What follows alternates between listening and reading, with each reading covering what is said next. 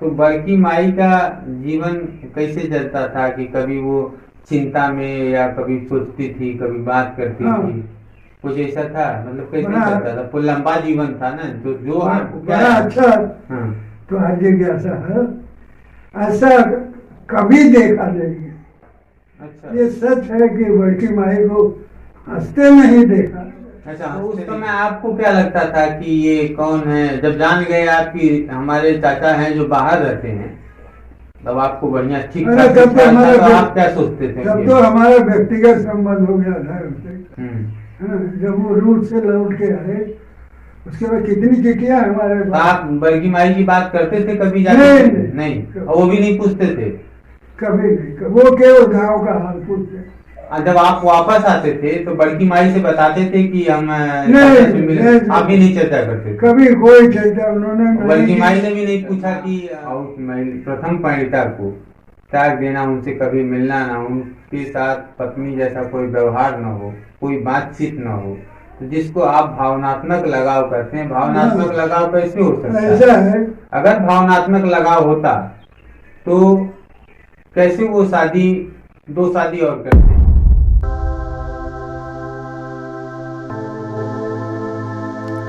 नमस्कार, मैं हूं डीपी पांडे। दोस्तों, स्क्रीन पे जो चेहरा आपको दिखाई दे रहा है, ये कोई आम चेहरा नहीं है। एक ऐसा गुमनाम चेहरा जिन्हें अपने पति पर नाज था, जिनके बीच कभी पति पत्नी का कोई संबंध नहीं था, कोई बातचीत नहीं थी, जिनका पूरा जीवन पति की अनंत प्रतीक्षा में पति की महत्वाकांक्षाओं का शिकार हुआ। नाम था राम दुलारी देवी, जो केदारनाथ पांडे की प्रथम परिणीता थी।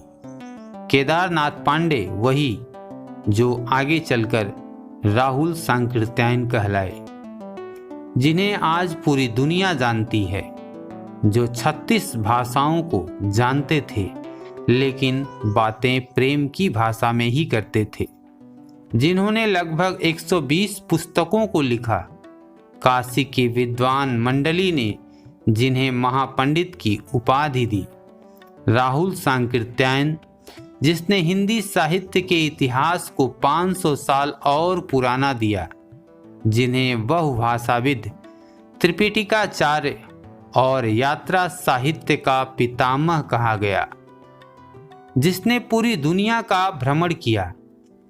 हम आज जिस युग में जी रहे हैं, जहां आज एक क्लिक पर इंटरनेट पर पूरी दुनिया को खोज सकते हैं, पूरी दुनिया की सूचना को इकट्ठा कर सकते हैं, तो अनुमान लगाइए कि राहुल सांकृत्यायन उस समय में जब संसाधन नहीं थे, तब दुर्लभ ग्रंथों को हजारों मील दूर, नदियों, पहाड़ों, जंगलों को पार कर दुर्लभ ग्रंथों को भारत लाए, जिनका समग्र जीवन रचना धर्मिता की यात्रा थी। लेकिन अब एक सवाल खड़ा होने लगा है। न्यूज़पेपर में प्रकाशित डॉक्टर अरविंद सिंह अपने एक लेख में लिखते हैं कि दुलारी देवी का दोष क्या था, हे महापंडित? लिखते हैं कि साहित्य के क्षेत्र में राहुल सांकृत्यायन के योगदान को सदियों सदियों बिसराया नहीं जा सकता, लेकिन मेरा आग्रह इसके विपरीत उनके व्यक्तित्व के दूसरे पक्ष से है। उनकी प्रथम परिणीता दुलारी देवी अनंत इंतजार और दुखों के सागर में एक एक दिन, उस अनिश्चितकालीन इंतजार का कोई तो ठौर होता, कोई तो मंजिल होती। भारतीय नारी की प्रतिनिधि के रूप में उस महान दुलारी देवी की आस्था और पतिव्रता का कोई तो सिला मिलता। जिस केदार पांडे से वह ब्याही गई, जिसके लिए वह अपने घर बार को छोड़ पति के घर आई, क्या वह उस पति का प्रेम पा सकी? क्या उन्हें छोड़ चले केदार पांडे, दामोदर स्वामी, त्रिपिटिकाचार्य महापंडित राहुल सांकृत्यायन न्याय कर सके? यह सवाल अतीत के गर्भ से निकलते हैं, जिसका जवाब आज तक नहीं खोजा जा सका। तो क्या इन सवालों का संबंध राहुल सांकृत्यायन से नहीं है? क्या उनकी व्याहता दुलारी देवी ने भारतीय सभ्यता और संस्कृति में विवाह संस्कार और विधानों का पालन करते हुए राहुल सांकृत्यायन का इतने लंबे कालखंड तक इंतजार करके अपराध किया? स्वयं के साथ, समाज की मान्यताओं के साथ, उसके आस्थाओं के साथ आखिर क्यों नहीं कोई साहित्यकार दुलारी देवी के पक्ष में भी खड़ा नजर आता है?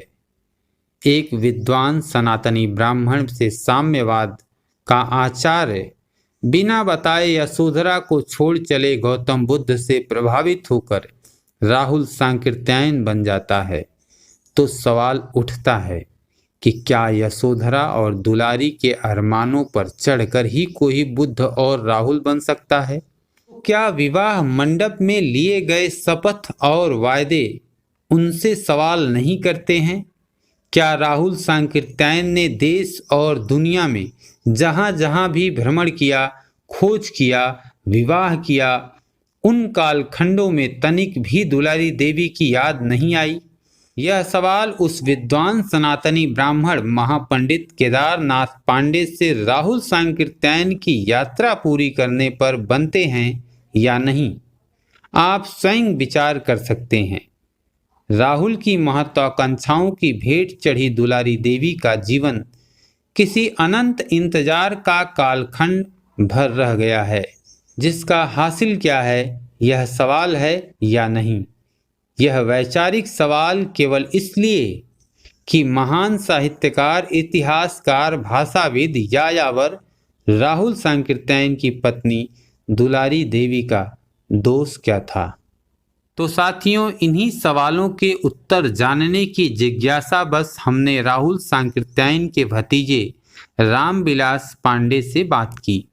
श्री रामविलास पांडे जो टेलीफोन विभाग से सेवानिवृत्त हैं, जो कहते हैं कि वो राहुल जी की प्रथम परिणीता को बड़की माई कहते थे, और उन्होंने हमसे क्या बातचीत की है, आगे आइए इस वीडियो में हम आपको दिखाते हैं।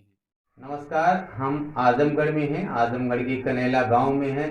यह वह कनेला गांव है जहां महापंडित राहुल सांकृत्यायन की पितृभूमि है, और हम राहुल जी के घर पे हैं।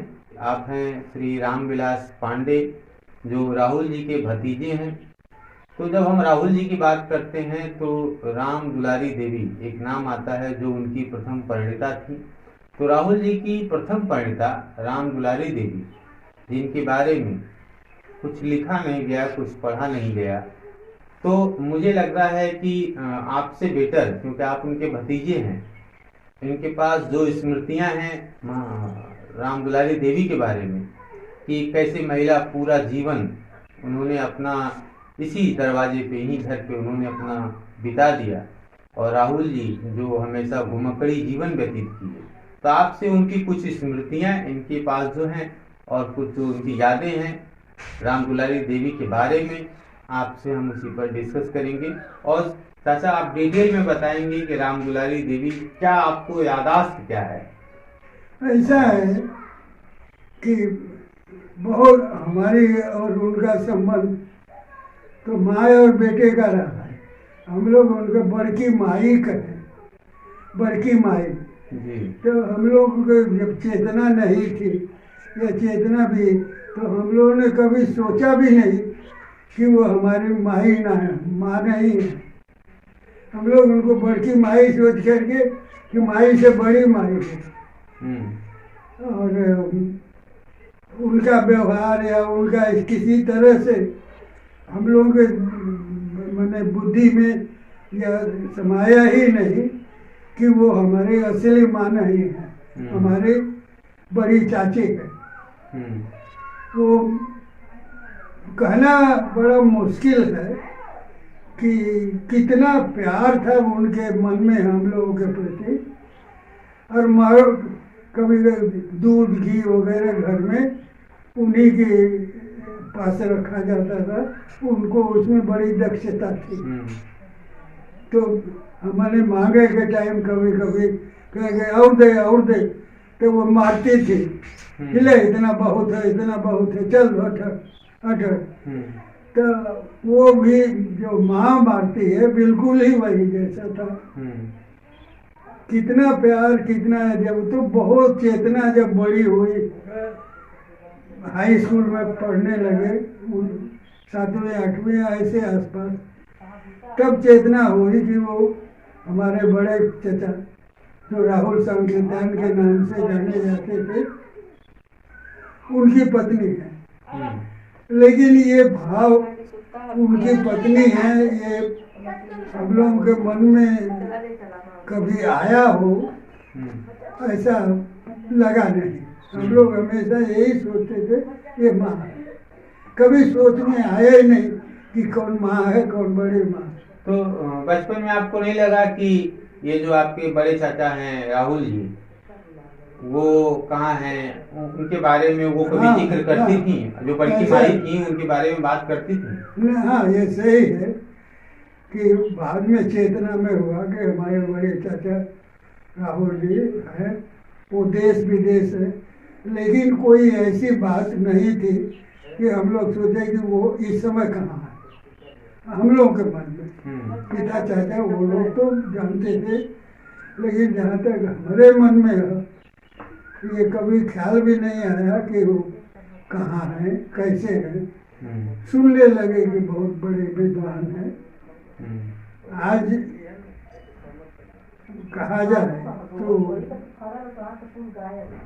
यदि अभी तो हम लोग अपनी चाची के बारे में बात कर रहे हैं, तो हम लोगों के बड़ी दयावान थी। कभी गांव में एक लड़का था मजीद, हम लोग के उम्र का, तो वो कभी कभी आके बैठे लम्हों से चिल्लाए। बड़की माई हमेशा दूर में बरामदा में बैठी रहे, घर की मालकिन वही थी, पिताजी भी वही रहते थे, दोनों हमेशा बातें किया करते थे। और कभी कभी हम लोग देखते थे कि बाहर से लोग आ रहे हैं, जैसे आ रहा था डॉक्टर मेघनाथ साहब, नागार्जुन जी, कुछ और विद्वान, एक और थे साहा, डॉक्टर साहब यहाँ आते थे। हाँ, यहाँ वो लोग आते थे। अकेले मेघनाथ जी, सारनाथ से भिक्षु भी कभी कभी आते थे। तो बस हम लोग यही सोचे कि ये लोग जो है आ रहे हैं, क्यों आ रहे हैं इसका बहुत ज्ञान नहीं था। लेकिन सब लोग मैंने देखे कि वो लोग बड़की माई के प्रति बहुत श्रद्धावान रहते थे। तो उसमें डॉक्टर साहब बहुत बड़े विद्वान थे, मेघनाथ साहब, उसके बाद ये कौन गुप्ता थे, वो भी आते थे बड़े। एक कम्युनिस्ट मुस्लिम आए थे, कौन अहमद, और फिर एक आए थे ZA अंसारी, ये भी कम्युनिस्ट पार्टी के ही शायद नेता थे। बाद में कुछ ज्ञान हुआ कि ये लोग बड़े, बिहार से अनेक लोग आते थे, अनाम उनको कर सकते हैं। और दूसरा ये है कि अब वो अब उस उम्र में न जानने की कोई उत्सुकता थी और न कोई ज़रूरत थी। हम लोग तो लड़के थे, खाते पीते स्कूल जाते, लेकिन देखते थे कि काफ़ी लोग आते थे। जो आपकी चाची थी बड़की माई, उनके बारे में और कुछ बताइए। हाँ, तो बड़की माई को कभी ये मैं सोचता हूँ आज कि उन्हें निश्चित ही गर्व होगा अपनी पृष्ठभूमि का, क्योंकि इसका एक सबूत भी है। जब राहुल जी का स्वर्गवास हो गया, पिताजी पहुंचे थे दार्जिलिंग एक दिन पहले, वो तो उनके क्या कहते हैं उसको स्मशान यात्रा में भी शामिल हुए। मैं एक दिन बाद पहुंचा था दार्जिलिंग, तो बड़की माई जब मालूम हो गया कि वो स्वर्गवासी हो गए, तो रोने लगी और वो बोली कि अब हम केकर नहुआ लेके जिए। तो यही एक बहुत बड़ा हमारे रोए खड़े हो गए याद करके। उन्हें ये जरूर आभास था कि वो एक बहुत बड़ी प्रतिभा की या व्यक्तित्व की अत्यंत संवेदनशील संबोधन है उनका। यद्यप कभी मुझे नहीं सुना उनके मुंह से नाम, लेकिन जो देखती थी लोग आते जाते थे, तो बड़की माई को अवश्य ही ये आभास होता होगा कि उनके पति केदारनाथ पांडे कितने बड़े आदमी। तो कभी चर्चा उस पे करती थी वो? कभी चर्चा करती थी? नहीं, कभी उन्होंने चर्चा नहीं किया। हम लोगों से तो क्या करेंगे, बच्चों से नहीं, कहीं किसी से करते हुए, किसी से करते हुए आपने सुना कि वही कभी मैं की? वही कह रहा हूँ कि मैंने उनसे पिता से भी कभी ये चर्चा करते नहीं सुना। लेकिन हो सकता है जब औरतें इकट्ठी होती होगी, या जो बाहर से कुछ लोग आते थे बिहार से, बंगाल से, तो वो लोग निश्चित ही उनकी बातें एक दो तो करते ही होंगे, उनके प्रति, राहुल जी के प्रति आदर दिखाते हुए कुछ जिज्ञासा उनसे अवश्य ही करते होंगे। तो मेरा अनुमान है कि वो कुछ न कुछ जरूर कहते होंगे, लेकिन इतना निश्चित है कि उन्होंने कभी किसी से उनके नाम के प्रति कोई याचना जैसे शब्द नहीं कहे जिससे ये लगे कि वो राहुल जी के या केदारनाथ पांडे के प्रति कोई याचना कर रहे हैं, कुछ मांग रही है या कुछ ऐसा नहीं। लेकिन उन्होंने हमेशा अपने संबंध को एक भावनात्मक स्तर पर रखा, और उससे वो निश्चित ही गर्विली होगी, इसमें कोई शक ही नहीं। जब राहुल जी दोबारा वापस लौटे थे, जब उन्होंने कहा था कि 50 साल की उम्र हो जाएगी तब मैं आजमगढ़ में आऊंगा, तो आजमगढ़ में जब वो आए थे तो यहाँ आए थे कनेला, उनसे मिले थे? मिले थे उनसे? मैं नहीं, राहुल जी ने अपनी किताब में लिखा है मेरी जीवन यात्रा में, जैसे कि कहीं बहुत ज्यादा सुनने में आता है, तो उन्होंने ये कहा था अपने पिता से, जब पिताजी उनको लाने गए थे कि जब मैं आजमगढ़ नहीं जाऊंगा जब तक मैं 50 साल की उम्र नहीं पूरा कर लेता। वो आए थे यात्रा में, उन्होंने लिखा आए थे तो आजमगढ़ उतरे, तब तो छोटी लाइन थी, और 2:30 बजे वर्णन से मालूम है, क्योंकि लिखे हैं कि 12 अप्रैल को मऊ जब उतरे तो जलते हुए प्लेटफार्म पर पाँव जल रहा था। आजमगढ़ की गाड़ी पकड़नी थी, लेकिन वो जलते हुए पाँव में भी आनंद आ रहा था कि अपने जन्मभूमि में आ गए। तो वही 2:30 बजे जो गाड़ी चलती थी, 4 बजे आती थी आजमगढ़, पहले छोटे, उसी से आए हुए रात को वो शायद परमेश्वरी गुप्त थे, कोई बड़े विद्वान आजमगढ़ के, उनके यहाँ रुके थे। तो हालांकि बाद की यात्रा तो ज्यादातर वो इनके यहाँ रुकते थे, त्रिपाठी जो ब्रॉडवे जो है, क्रिश्चियन कॉलोनी जो है, चर्च सिविल लाइन। तो सुबह वो और नागार्जुन जी साथ थे, उसका मुझे पूरा आंखों देखा वर्णन, अभी जो कह रहा हूँ वो पढ़ा वर्णन, आंखों देखा बाद में आता है। तो ये लोग दोनों गए रानी सराय, तो रानी सराय उनको मालूम है, तो लिखे है कि बचपन का रानी सराय का जो रोप पड़ता था वो बाद में लंदन का भी नहीं पड़ा, लेकिन वो रानी सराय काफी बदला हुआ था। तो अपने स्कूल की तरफ गया और वहाँ पर कुछ बातें कर रहा था, इधर वो पूछ रहा था।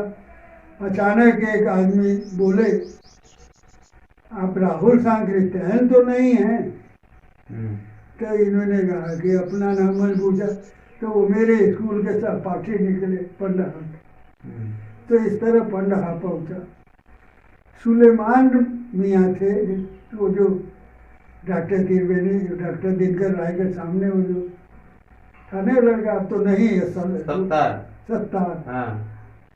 उसके पिता, वो कहीं गए हुए थे पंडहा, उधर निजामाबाद। तो वो सुना है, आके बोला कि वो वहाँ आया हुए। तो हमारे पिता साइकिल उस जमाने में केवल शकर पानपुर घरे आता, एकवना, तरछा, कलेजला, भदैया, खुदवल, केवल एक साइकिल थी, रामोवल मिसिर 4 भाई थे, 3 भाई, रामोवल, रामानंद और नंदन। तो इनकी साइकिल लेके हमारे पिता पहुंचे। पिता हमारे कभी जीवन में उनसे आँख मिला कर बात नहीं की, बहुत आदर करते। तो उन्होंने कहा, तो बोले कि इस समय तो टाइम नहीं है। तो पिता लौट आए, तब तक यहाँ हल्ला हो गया। तो कुछ लोग, बहुत लोग, काफी लोग पहुंचे। राहुल जी ने अपने जर्नल में लिखा है, यात्रा में, उसी में, कि गांव के बाहर बच्चों के पलटन खड़ी थी। इसे स्वागत करना भी कर सकते हैं, तमाशा देखना भी कर सकते हैं। तो वो या तमाशा देखने को खड़ी थी पलटन, या मेरा स्वागत करने को कहना मुश्किल है। तो उसमें मैं भी था। और कहाँ गांव के बाहर लोग खड़े हुए थे, जहाँ आज कपिल देव का घर है, ओकरे आगे, और जहाँ फिर सड़किया के उत्तर गलेरियों का घर था, वहीं पर गांव भर के लोग खड़े थे। और लड़कों में हम भी थे। तो वहाँ से वो आए, तो ये बल्कि नहावा लगे रहने। तब कब के बाद से पिताजी भोजन का उपाय करने लगे। वही में क्यों कह दे लगे, तो बस ये रहा।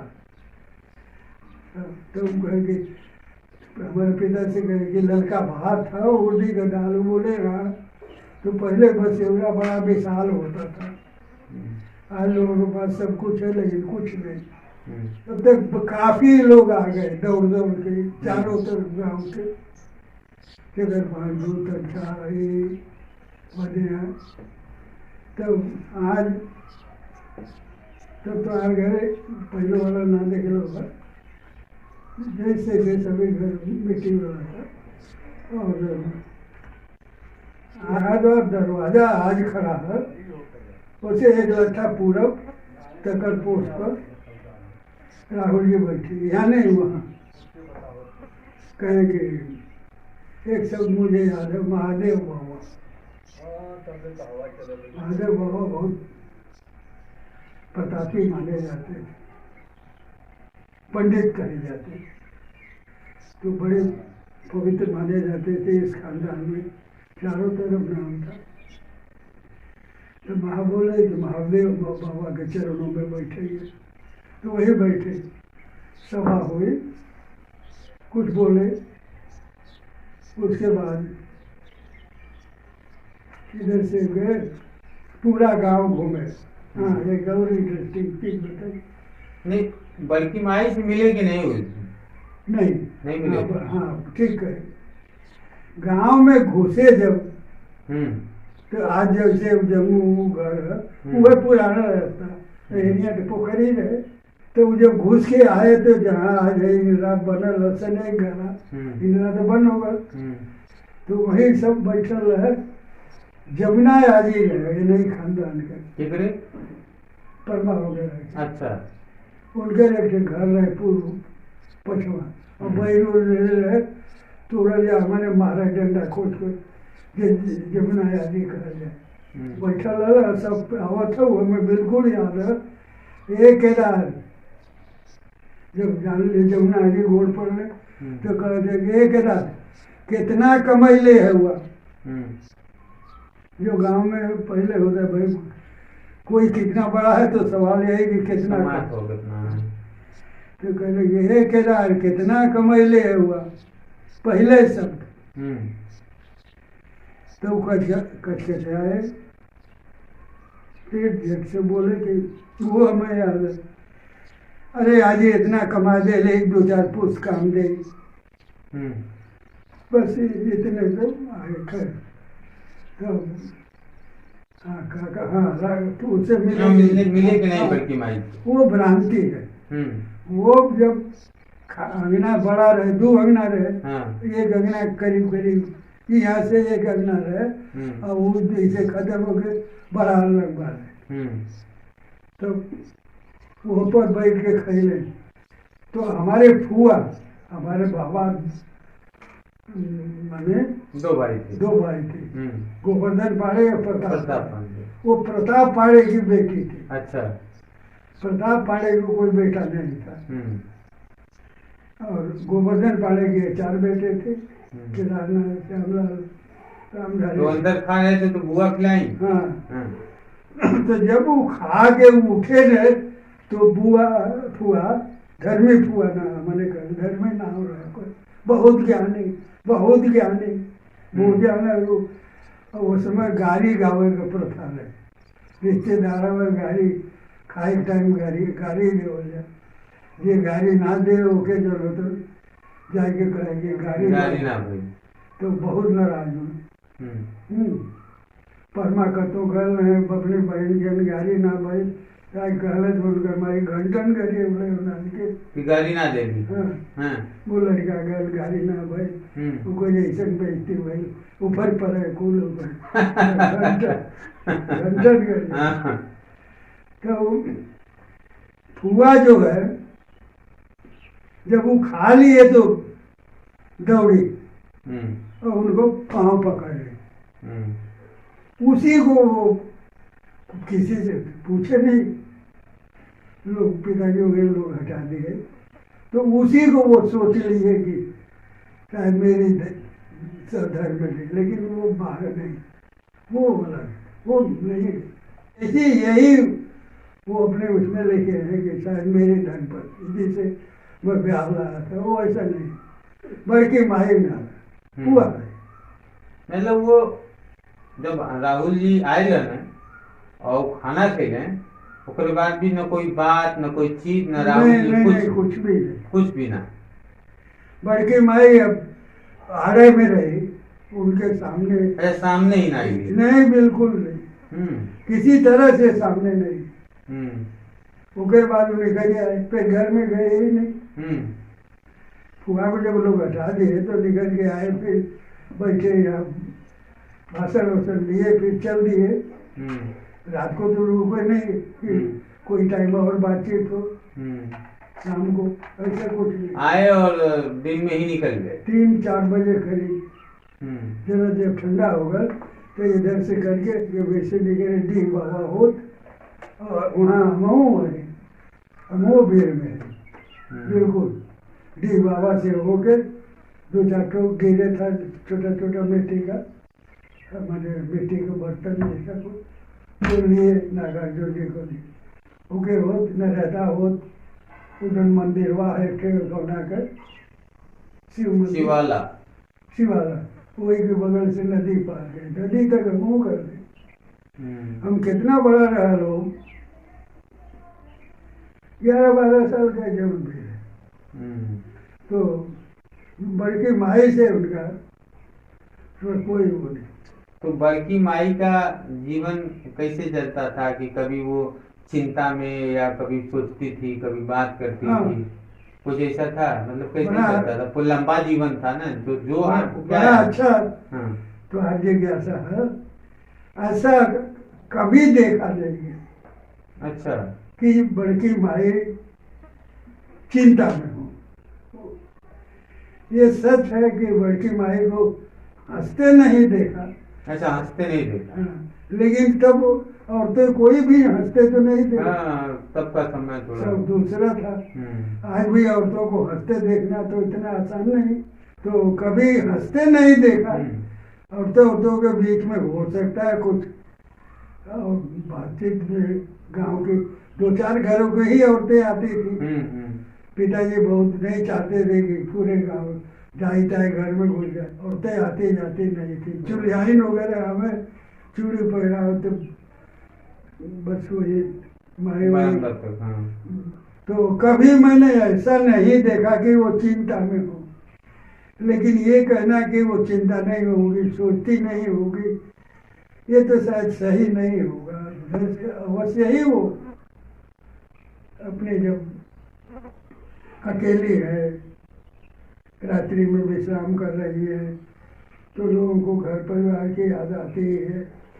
तो उस समय, लेकिन ये मैं कह सकता हूँ कि वो बड़ी गौरवान्वित गौरव में रहते थे अपने संबंध पर, कि आज दुनिया में उनका नाम है, मैं हूँ।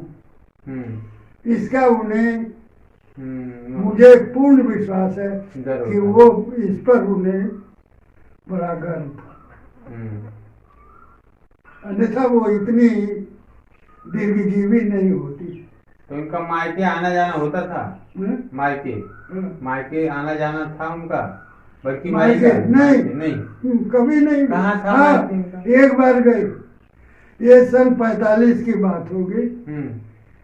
तो हम कैलाश बड़की माई एक थे, जो खानदान है ना, कहा मंगरू के पिता थे नवमी के 2 बेटे थे। जैसे ये आजकल जो है, इसके पिता एक थे, उसके पिता थे कोई, वो उसके पिता थे मंगरू। तो मंगरू एक भाई थे कल्पू, और इनके पिता थे नवमी। बचपन से उन्हीं को देखा। तो कल्पू हम लोग गए थे, तो कैसे गए थे, यहाँ से रानी सराय तक पैदल, नहीं डिहा के बगल से ऐसे नहीं होत रानी सराय प्लेटफॉर्म रहे, जहाँ रानी सराय थाना है, वहाँ निकलते थे खेतों के बीच से। हम वो कह रहे दिल्ली से है, वो इतने नहीं। तो रानी सराय वहाँ से स्टेशन से हम बाहरी जोड़े के, आजकल शायद वो कहे नहीं, वो कहा कहना खुरासो रोड, वही एक उतर के एक्का में आधा घंटा के इतना कुछ जाए तो उदो पट्टी गाँव है। उदो पट्टी, हाँ। तो गए थे, तो उनके भाई थे, हाँ भाई थे, भाभी थी, और उनको बच्चा उच्चा नहीं था, वंश खत्म हो गया। तो वो हमको कैलाश को एक कमीज दिए थे बना के, तब कपड़े का मिलना असंभव था, कहाँ से कमीज का कपड़ा वो पाए, आज तक समझ में नहीं, लेकिन ले आए। अब उनकी डेथ कब हुई थी, किस टाइम में? उनकी मृत्यु कब हुई है? मृत्यु के साल थे, विनोद बता देंगे। अच्छा, आपकी अवस्था क्या थी? अरे ये तो बहुत बाद में उनकी मृत्यु हुई। अच्छा, एक बात बताइए, हमको लगता है कि 70 का दशक खत्म हो रहा था। अच्छा, मतलब खूब याद है। मृत्यु तो बहुत एग्जैक्ट डेट तो ना मैं याद है, 71 बता रहे हैं। हाँ, 70 का दशक खत्म हो। तो आप एक लंबा समय तक उनको देखे कि बचपन से लेके और सन 71 में मरी, उन बीच में कुछ ऐसा याद है आपको कि कुछ उनमें अलग दिख रहा था, या राहुल जी को लेके, या उनकी आदतों को लेके, क्या कह सकते हैं उनके बारे में कुछ अच्छा कह सकते हैं? अच्छा था ऐसा कि जैसा हम कहे, हाँ, कि निश्चय ही वो राहुल जी के प्रति गर्व था उन्हें। लेकिन जहाँ तक हमने के दृष्टि में हमने कभी वो क्या जिक्र करेंगे, हो सकता है औरतों के बीच में करती हो, या जो बाहर से लोग आते होंगे, भीड़ लगी रहती थी। 2 दिन यहाँ से आए, दिल्ली से आए, कलकत्ता से आए, बम्बई से आए, बिहार पटना से आए, छपरा से आए, बलिया से आए, भीड़ रहती थी। तो निश्चय ही वो लोग राहुल जी की कुछ देर चर्चा करते होंगे, तो उस समय वो जरूर ही 1-2 शब्द अपने प्रसन्नता का जरूर करते हुए, तो क्योंकि उनके चेहरे से कभी उन्होंने ये नहीं दिखाया कि वो दुखी है, हाँ, बल्कि उनको चेहरे से यही लगता था कि उनके गर्व है, सुख है, आनंद है। तो उस समय आपको क्या लगता था कि ये कौन है? जब जान गए आपकी हमारे चाचा हैं जो बाहर रहते हैं, तब आपको बढ़िया ठीक ठाक तब तो हमारा तो आप क्या सोचते थे? तब तो हमारा व्यक्तिगत संबंध हो गया था उनसे, राहुल जी से। हाँ। सन 48 से हमारा व्यक्तिगत संबंध हो गया। हाँ, जब वो रूस से लौट के आए उसके बाद कितनी चिट्ठियां हमारे तो पास। आप बड़की माई की बात करते थे कभी नहीं, जाके? नहीं। नहीं, और वो भी नहीं पूछते थे? कभी नहीं, वो केवल गांव का हाल पूछते, श्यामलाल कैसे। तो जब आप वापस आते थे तो बड़की माई से बताते थे कि हम नहीं, चाचा से मिले? नहीं, आप भी नहीं चर्चा करते थे? कभी कोई चर्चा उन्होंने नहीं बड़की की। माई ने भी नहीं पूछा कि मिले थे क्या? ऐसी कोई चर्चा कोई बातें नहीं? न तो बड़की माई ने कभी हमसे चर्चा किया, हाँ। न उन्होंने कभी हमसे किया। हाँ। और मुझे पूरा विश्वास है कि उन्होंने बड़की माई के प्रति पिता से कहा, लेकिन कर्म से उन्होंने साबित कर दिया कि उन्हें चिंता थी।